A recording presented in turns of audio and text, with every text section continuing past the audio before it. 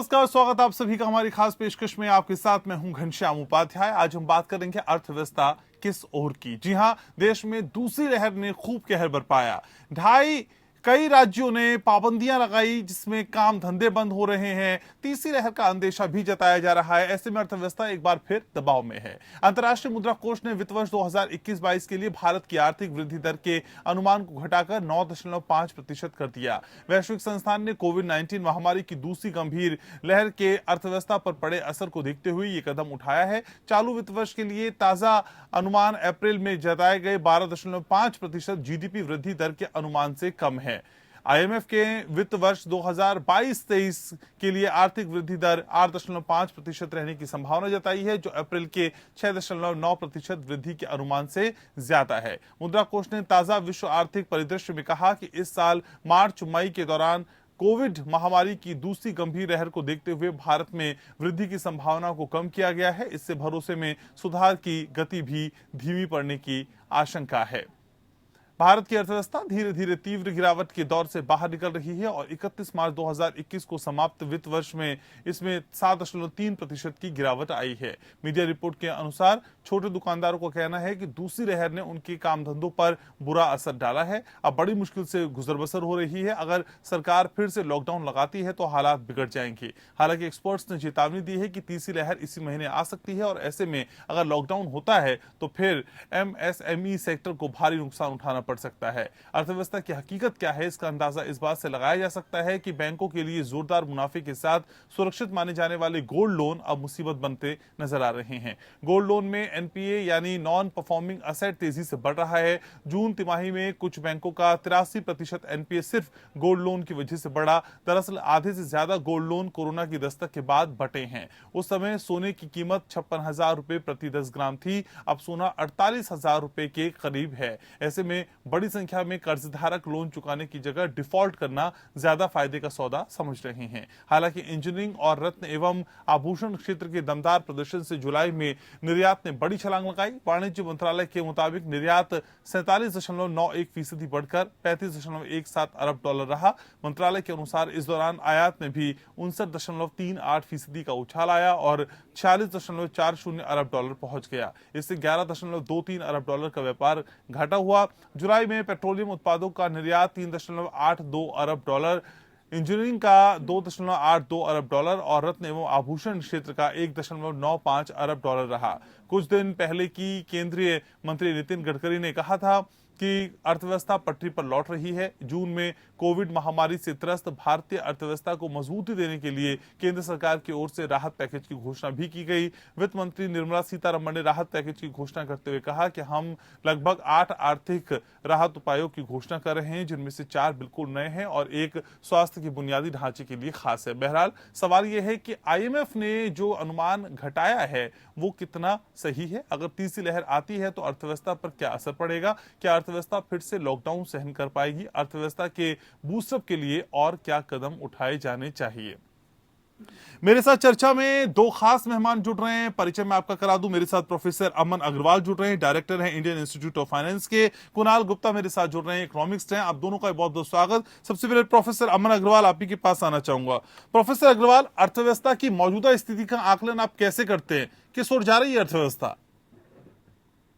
अर्थव्यवस्था की जो स्थिति है इस समय हिंदुस्तान में काफी अच्छी चल रही है विश्व के मामले में। जो आपने आईएमएफ के आंकड़े बताए अभी, उसमें ये देखना जरूरी है कि आईएमएफ इस साल के लिए 6% की ग्रोथ एक्सपेक्ट कर रही है, जो ग्रोथ मानी जा रही है। जबकि अगले साल के लिए 2022-23 के लिए वो कह रही है वो 4.4%। इसका मतलब वो सोच रही है कि अगले साल कम होगा, इस साल फिर भी बेटर है। जबकि हिंदुस्तान के लिए वो उसने जरूर अपनी एस्टिमेट को कम किया है, 12.5% से लेके 9.5% पे आई है, जो और एजेंसीज के मुकाबले सेम था। आरबीआई का भी 10.5% के आसपास था, मूडीज का 9.3% के आसपास था, एसबीआई का भी करीबन 10% के आसपास था, तो उसने कम किया। बट जो अगले साल का आंकड़ा है आईएमएफ का हिंदुस्तान के लिए वो 8.5% है, जो आपने भी कहा। इसका मतलब वो सोच रही है हिंदुस्तान अगले साल ग्रो करेगा, बेटर ग्रो करेगा एज अगेंस्ट इस साल जो ग्रो कर रहा है। जबकि इस साल वो उसके आंकड़े उससे कम करके जो है 6.9% से बढ़ा के 8.5%। तो ये जो इम्पैक्ट है ये देखने को मिला। दूसरा जो हमें देखने को मिला कि फॉरेन डायरेक्ट इन्वेस्टमेंट जो है हिंदुस्तान में करीबन $600 बिलियन के आसपास क्रॉस कर चुका है, जिसमें $50 बिलियन एडिशनल है जो हमने लोन दे रखे हैं आसपास के। तो आज तक कभी भी इतना बड़ा रिजर्व हमारे पास नहीं हुआ। जो फॉरेन डायरेक्ट इन्वेस्टमेंट हमारे यहाँ आ रहा है करीबन $6.5 बिलियन हर महीने लास्ट ईयर आया है, जो हाईएस्ट है पिछले 5 सालों में। पोर्टफोलियो इन्वेस्टमेंट जो स्टॉक मार्केट में और जो छोटे इन्वेस्टमेंट में जाता है वो भी 32 बिलियन के करीब आया है, जो करीबन $3-3.5 बिलियन पर माह बनता है, और वो भी हाईएस्ट है पिछले 7 सालों के मामले में। तो और जो हमारी ग्रोसरी देखने को मिल रही है, बैंकिंग सेक्टर पहली बार पिछले 2 साल में प्रॉफिटेबिलिटी दिखा रहा है, जबकि ज्यादातर बैंक नेगेटिविटी दिखा रहे थे। ऑटोमोबाइल सेक्टर जो है वो काफी हद तक प्रॉफिटेबिलिटी दिखा रहा है, जो जबकि पिछले 3-4 सालों से उनका बहुत बुरा हाल था। फार्मास्यूटिकल सेक्टर है, हॉस्पिटल सेक्टर है, ऐसे काफी सारे सेक्टर्स हैं जिसमें हमें बढ़ोतरी देखने को मिल रही है और ग्रोथ रेट बढ़ता हुआ नजर आ रहा है। आईबीपी नंबर्स भी अच्छे आ रहे हैं। कंज्यूमर जो कंजम्पशन था, पैटर्न था, वो भी इम्प्रूव करता नजर आ रहा है। तो मेरे विचार में ओवरऑल बड़ा अच्छा रह रहा है, और वैक्सीनेशन की जो ड्राइव सक्सेसफुली चल पा रही है उसकी वजह से जो कॉन्फिडेंस लोगों में आ रहा है, मेरे विचार से उसकी वजह से हमें ये ग्रोथ इम्पेटस जो है हिंदुस्तान में देखने को मिल रहा है। और आईएमएफ का जो कम करना है, ज्यादा करना है, मेरे विचार नेगेटिव नहीं देखना चाहिए, बिकॉज हमारे यहाँ ये थर्ड वेव आने की उम्मीद हो रही है। सेकेंड वेव जो पहले एस्टिमेट थे वो सेकेंड वेव से पहले के थे, और सेकेंड वेव आई और फिर भी हम लोगों ने कंट्रोल करके रखा। इन्वेस्टमेंट भी कंट्रोल रहा, ग्रोथ भी कंट्रोल रही। मेरे विचार में सरकार की ये पॉजिटिव आउटलेस की तरफ है हिंदुस्तान के लिए। ठीक है, हमारे साथ कुणाल जी भी हैं। कुणाल जी, अगर कोरोना की तीसरी लहर आती है तो फिर अर्थव्यवस्था पर इसका क्या असर पड़ेगा? आप अभी से किस तरह का आकलन करने की स्थिति में हम लोग? कि हम किसी भी स्थिति में एग्जैक्टली नहीं है आकलन करने की, लेकिन कई ऐसे बिजनेसेस हैं, कई ऐसे सेक्टर्स हैं जो ये तीसरी वेव की हिट नहीं ले पाएंगे। बहुत सारे स्ट्रेस सेक्टर्स हैं हमारे यहाँ, और कहीं ना कहीं स्क्यूड डिमांड है हमारे यहाँ। जैसे अमीर का अमीर आदमी हो रहा है और गरीब का गरीब आदमी हो रहा है, ये बिल्कुल सच है, इसमें कोई शंका नहीं है। क्योंकि जो कॉमन मैन है उसके लिए इन्फ्लेशन बहुत बढ़ गया है, बहुत ही ज्यादा बढ़ गया है। डिमांड अभी भी बहुत कम है और लिक्विडिटी मार्केट में कॉमन मैन के हाथ में अभी भी नहीं है। जितने भी हमारे रिटेल इंडेक्सेस हैं, होलसेल इंडेक्सेस हैं, उन सब में आपने खुद महसूस करा होगा इन्फ्लेशन बहुत ज्यादा चरम सीमा पे चला गया है। Fuel prices have increase by 30%। तो कोई बहुत ही सेंसिटिव एरिया में हम लोग घूम रहे हैं, बिकॉज गवर्नमेंट की स्पेंडिंग नहीं हो रही है इस बारी। अब गवर्नमेंट की स्पेंडिंग शायद इसलिए नहीं हो रही है बिकॉज गवर्नमेंट जो रिसिप्ट है, गवर्नमेंट का जो इनकम है, कहीं ना कहीं उसमें भी फर्क जरूर पड़ा है। बट गवर्नमेंट के बजट में, इस साल के बजट में और पिछले साल के बजट में इंफ्रास्ट्रक्चर स्पेंडिंग की तरफ और जो नए इनिशिएटिव्स की तरफ स्पेंडिंग करनी थी, वो बहुत सारी स्पेंडिंग वैक्सीन की तरफ और हेल्थ केयर इंफ्रास्ट्रक्चर की तरफ चली गई है। तो कंजम्पशन रिलेटेड डिमांड के लिए गवर्नमेंट स्पेंडिंग नहीं कर पाई है। तो तीसरे वेव में क्या हिट होता है, I think as a common man आप सारे दुआ करना चाहेंगे कि तीसरी वेव हिट ना हो इस कंट्री में, लेकिन it is a matter of time. वो कहीं ना कहीं रियलिटी है, क्योंकि हमारे केसेस वापस 28-29 हजार से वापस 42-45 हजार टच कर रहे हैं, और एक नया वायरस, जीका वायरस भी शायद कहीं ना कहीं केरला में और तमिलनाडु में और महाराष्ट्र में कहीं ना कहीं आइडेंटिफाई हुआ है। इसका क्या असर पड़ता है अगले 3 महीनों में भारत देश के ऊपर? वैक्सीनेशन तो काफी स्पीड से चल रही है, लेकिन वैक्सीनेशन कितनी भी स्पीड से चले, अगर आप इंडिया का ओवरऑल डिस्ट्रीब्यूशन देखेंगे, इनकम का डिस्ट्रीब्यूशन देखेंगे पॉपुलेशन का, और डेंसिटी देखेंगे पॉपुलेशन की, तो कहीं ना कहीं कोई भी स्पीड से हम चलें, यद्यपि हमारी स्पीड दुनिया की सबसे तेज स्पीड है, उसके बावजूद पर्याप्त नहीं है थर्ड वेव या अगले 3-6 महीने में इसको रोक पाना। तो तीसरा वेव क्या भारत के कई सेक्टर्स सहन कर पाएंगे या नहीं कर पाएंगे? कई लोग हिट होंगे। ओवरऑल फंडामेंटल्स जो हैं इंडियन मार्केट के, वो बहुत स्ट्रांग है, बिकॉज हमारी जो शेयर यूथ पावर है, हमारी जो शेयर फाइनेंशियल कैपेसिटी है, हमारे जो शेयर फंडामेंटल्स हैं ग्रोथ के, as a largest growth sector, as a largest growth economy, as a largest consumption economy, I think वो तो कोई नहीं हिला सकता। लेकिन शॉर्ट टर्म में ऑब्वियसली इसका प्रभाव पड़ेगा, कॉन्ट्रैक्शन हो सकती है, अगले क्वार्टर में कॉन्ट्रैक्शन नजर आ रही है, प्रेडिक्टेबल है कि अगर थर्ड वेव हिट करती है तो हमारा Q3 खराब हो सकता है भारतवर्ष का। ठीक है, हमारे साथ प्रोफेसर अमन अग्रवाल भी हैं। अमन जी, असल में हम इस कोरोना की तीसरी लहर से आगे बढ़ते हैं और बात करते हैं लॉकडाउन की, तो क्या हमारी अर्थव्यवस्था फिर से लॉकडाउन सहन कर पाएगी? क्या हम उस स्थिति में हैं कि अगले लॉकडाउन के लिए हम तैयार हैं? देखिए जी, पहली बात तो जो बिजनेसेस हैं और जो इंडिविजुअल्स हैं, वो जो पिछले 2 साल 1.5 साल में लॉकडाउन हुए हैं, उससे उन्होंने काफी कुछ सीखा और अपना बिजनेस व्यवसाय कैसे चला सकते हैं इस लॉकडाउन के द्वारा उन्होंने इम्प्रोवाइज किया है। जहां तक लॉकडाउन होने की उम्मीद है, मेरे को विचार नहीं लगते हैं कि ऐसा कोई मेजर लॉकडाउन होगा, क्योंकि जो कंडीशन आज से 1 साल 1.5 साल पहले थी वो कंडीशन नहीं है। और इस साल जो उन्होंने लॉकडाउन किया सेकेंड वेव के आने के आसपास, तो उसमें उन्होंने स्टेट वाइज और सेक्टर रीजन वाइज लॉकडाउन किया, ना कि पूरा कंट्री का लॉकडाउन किया। और उसके अंदर भी कुछ चीजों को उन्होंने चलने दिया, कुछ चीजों को बंद रखा, कुछ को पार्शियली चलाया, कुछ को पार्शियली बंद रखा।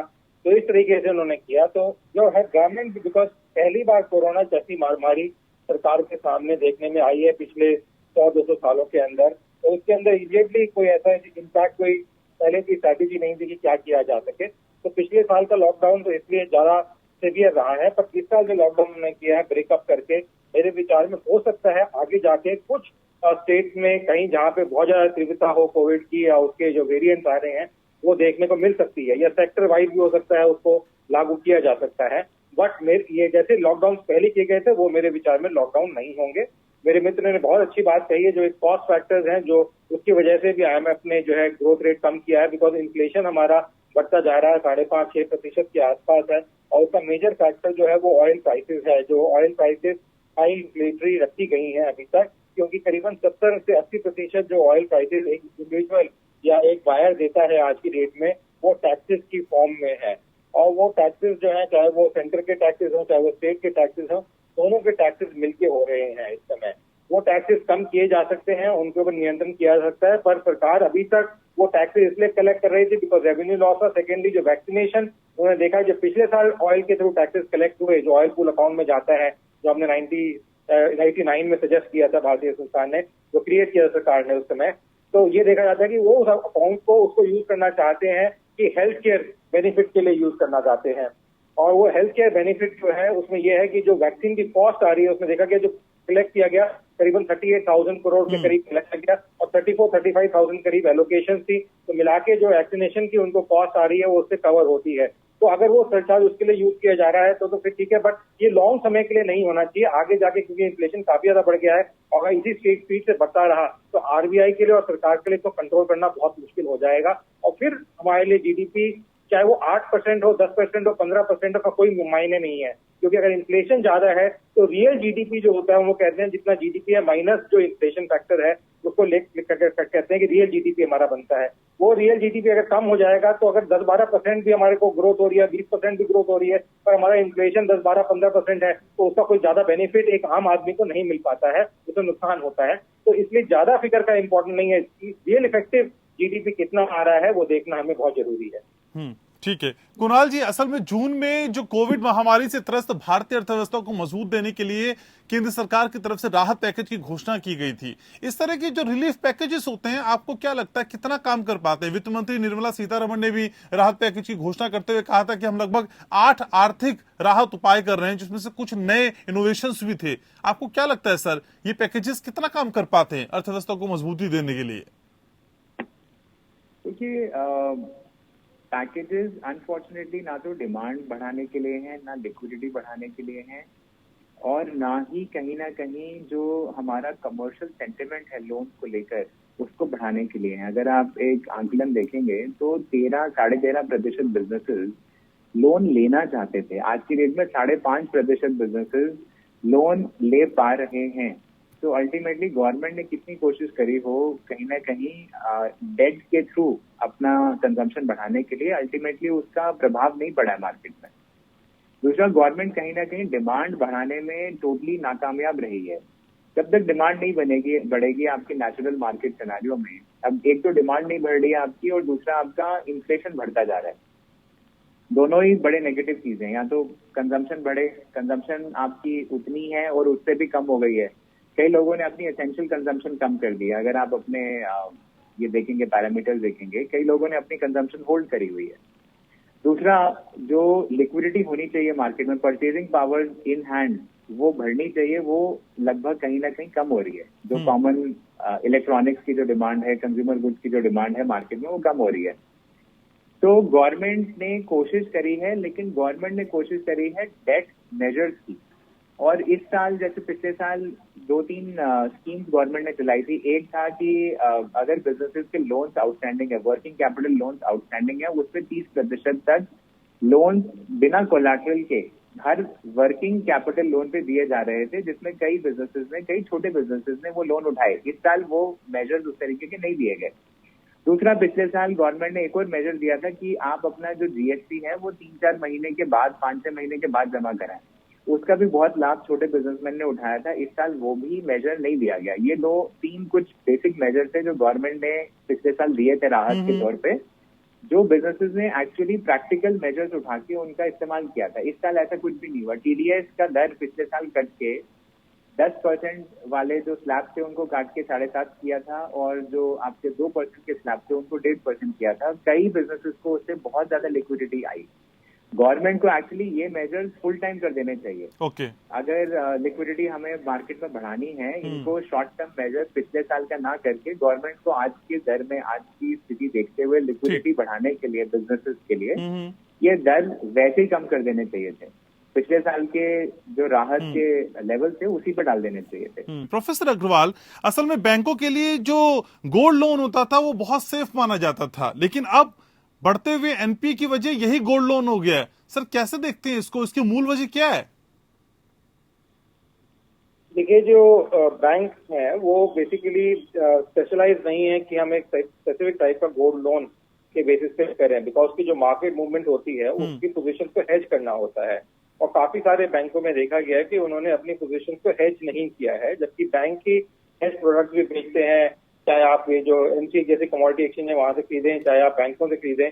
तो बैंक जब खुद ही बेचते हैं तो वो खुद अपना हेज नहीं करते हैं। जब वो हेज नहीं करते हैं तो उसके अंदर फिर प्रॉब्लम आ जाती है गोल्ड लोन के केस में। बट अदरवाइज जो गोल्ड लोन है हमेशा सेफ एंड साउंड माना जाता था, बिकॉज ज्यादातर टाइम में देखा गया ओवरऑल कि गोल्ड को माना जाता है कि इन्फ्लेशन का बेस्ट इंडेक्स मेथड रहा है।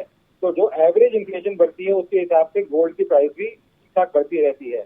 बट क्योंकि अनसर्टेन टाइम्स होते हैं जहाँ पे जो प्राइसेस हैं वो रैंडमली बढ़ रही हैं, कभी इन्फ्लेशन ज्यादा होता है, कभी इन्फ्लेशन कम। जैसे लास्ट ईयर जो था डिफ्लेशन के अंदर थे तो नेगेटिव इन्फ्लेशन चल रहा था हमारा, बिल्कुल लो लेवल पे था इन्फ्लेशन जो है हमारा।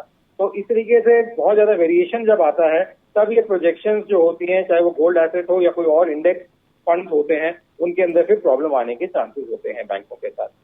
अदरवाइज बैंकों का जो पोजीशन है आज की तारीख में हिंदुस्तान में काफी अच्छी है। जरूर उनको डर लगता है कि आगे जाके एनपीए बढ़ सकते हैं, पर आज की डेट में जो एनपीएस की पोजीशन है, चाहे बैंक प्रॉफिटेबिलिटी की पोजीशन है, वो सारी ही बहुत अच्छी चल रही है। और ज्यादातर बैंक प्रॉफिट दिखा रहे हैं। एसबीआई ने तो टारगेट को अपने बीट करके सभी बैंकों के टारगेट को बीट कर दिया है, एचडीएफसी ने भी दिया है, इस तरीके से और बैंकों ने भी काफी अच्छे प्रॉफिट रिजल्ट दिखाए हैं।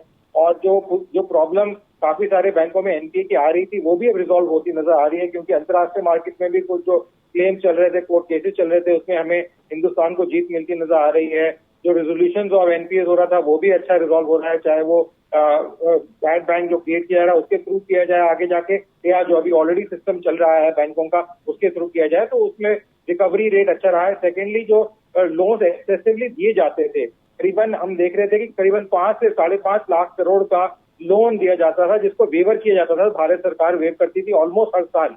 पिछले 17-18 साल से एवरेजिंग 5 लाख करोड़ के करीब हर साल वेव किया जाता था, जिसमें से 10 से 2.5 लाख करोड़ के करीब जो था वो इंडस्ट्री को होता था, करीबन 2 से 2.5 लाख करोड़ फार्मर और एग्रीकल्चर को होता था, और 50 लाख करोड़ के करीब अन्य एक्टिविटीज में होता था। जो इस बार जो है काफी कम हुआ है, बिकॉज ना फार्मर्स को इतना दिया गया है, ना इंडस्ट्री को इतना दिया गया है। तो इस वजह से जब दिया नहीं गया तो उसमें वेवर का चक्कर नहीं आ रहा, तो इसलिए वो जो बर्डन है वो भी काफी हद तक कम हो गया। और बैलेंस शीट जो बैंक की है और भारत सरकार की काफी अच्छी नजर आ रही है इस समय पे।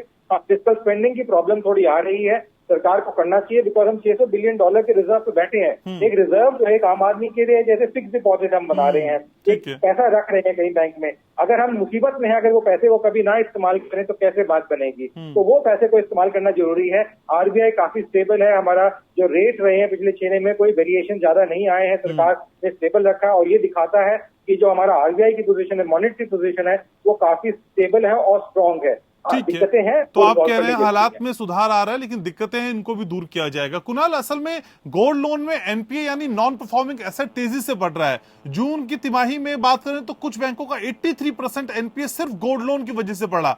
क्या आगे आने वाले समय में ये घाटे का सौदा रहेगा? इस पर अब जोर नहीं दिया जाएगा? इसको आपको एक बड़े स्तर पे देखना पड़ेगा। लाइक हम जो बोल रहे हैं कि जो बड़े बिजनेसेस हैं वो बहुत पैसा कमा रहे हैं। कोविड के दौरान उन्होंने बहुत ज्यादा अपना कैपिटलाइजेशन बहुत बढ़ाया है, और कहीं ना कहीं तो आम आदमी है, जो एक छोटा आदमी है, जो लोअर क्लास आदमी है हमारा, जो गोल्ड को गिरवी रख के अपना घर चला रहा है, अपनी बेसिक कंजम्पशन निकालता है, अपने बच्चों को एजुकेशन दिलाता है, कहीं ना कहीं वो व्यक्ति इस टाइम पे कमाई नहीं कर रहा है। इससे बड़ा आंकलन आपको क्या मिलेगा? इससे बड़ा आपको प्रूफ क्या मिलेगा कि बहुत देश में जो नीचे दर का व्यक्ति है वो अनएम्प्लॉयड है। अगर उसकी महीने की तनख्वाह आ रही होती तो वो अपना फैमिली गोल्ड कभी प्लेज नहीं करता। और अगर वो फैमिली गोल्ड को छोड़ रहा है कि भाई मैं नहीं दे पाऊंगा आपके बचे हुए पैसे, इसका तो बहुत ही रेड अलर्ट होना चाहिए गवर्नमेंट के लिए कि बहुत ही छोटे आदमी को कैसे बचाए। एंड कहीं ना कहीं गवर्नमेंट का बिल्कुल नाकामयाबी है ये कि छोटे आदमी को बढ़ाने के लिए, छोटे आदमी को नौकरी की कहीं ना कहीं प्रॉमिस रखने के लिए, नौकरी का कहीं ना कहीं गारंटी देने के लिए गवर्नमेंट ने बहुत बुरी तरीके से फेल हुई है। और इससे बड़ा प्रूफ क्या मिलेगा आपको कि छोटा आदमी, अब कोई अमीर आदमी थोड़ा ना अपना गोल्ड का वो लेता है, गोल्ड को प्लेज करके लोन लेता है उसके अगेंस्ट। और गोल्ड लोन इंडिया के अंदर एक बहुत ही सोशल और इमोशनल टॉपिक है कि लोग अपने घरों का गोल्ड रख के गोल्ड लेते हैं बैंकों में।